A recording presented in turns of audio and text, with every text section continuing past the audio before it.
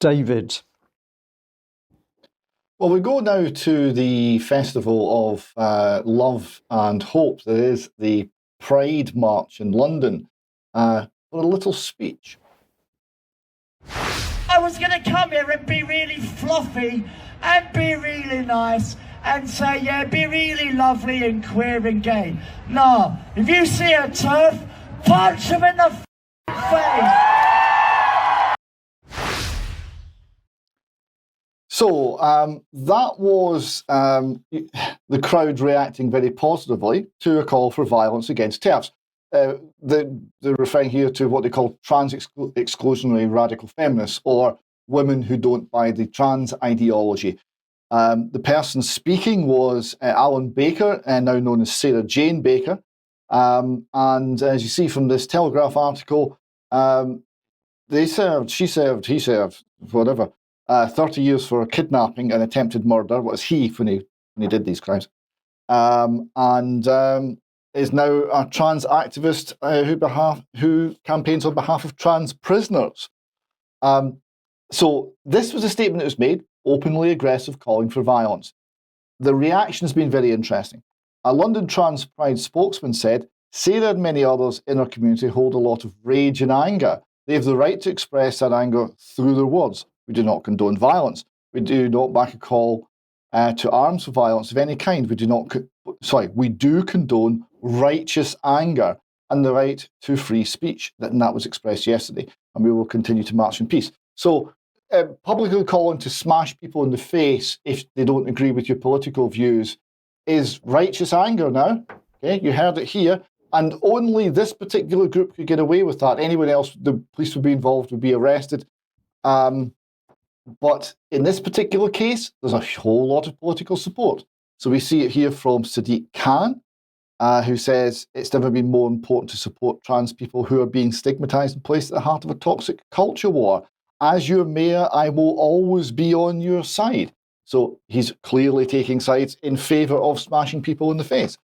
The person, Alan Baker and or Sarah Jane Baker, who said this, later tweeted out that they were in beautiful queer Manchester. Thank you to the Met Police for their unwavering support. So you can go on a public stage and encourage people to commit violence and have the unwavering support of the Met Police. That's interesting.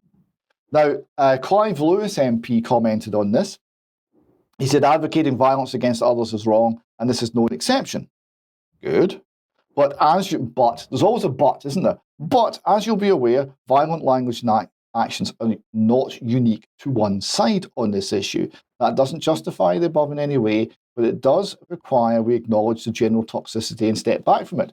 To which Professor Alice Sullivan said, there are simply no examples of feminists issuing these kinds of violent threats. Every time women organise to discuss our rights, we are faced with abuse. It shouldn't be hard to condemn that unequivocally. And she's very right. I mean, I've witnessed this. Many people have witnessed this in person.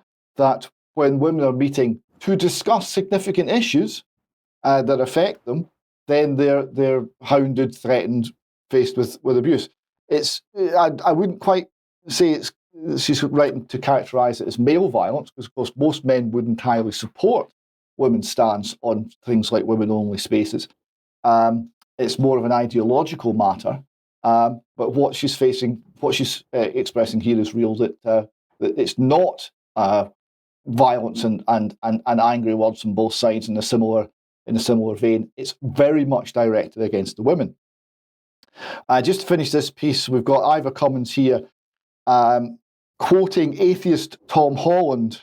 He said, talking about the huge improvement in society and particularly in the place of women in society, he said, how did we get here? It was Christianity. Christianity revolutionized sex and marriage, demanding men control themselves and prohibiting all forms of rape. Christianity confined sexuality within monogamy. It's ironic that these are now the very standards for which Christianity is derided. And the reason I finish on that is the whole trans ideology and the queer theory that underpins it is a contrary religion. It's an alternative religion. It's trying to replace Christianity. It's trying to push against anything that forms the core of Christian values. And it must be viewed as such. It's a religion. And what we're seeing here is someone trying to drive out what they see as heretics. And they want to use violence to control heretics. That's what we're seeing. We should recognize it for what it is, and we should resist it. Yeah, thank you, David. It's a very troubling subject, and troubling to see this sort of stuff happening in public, violent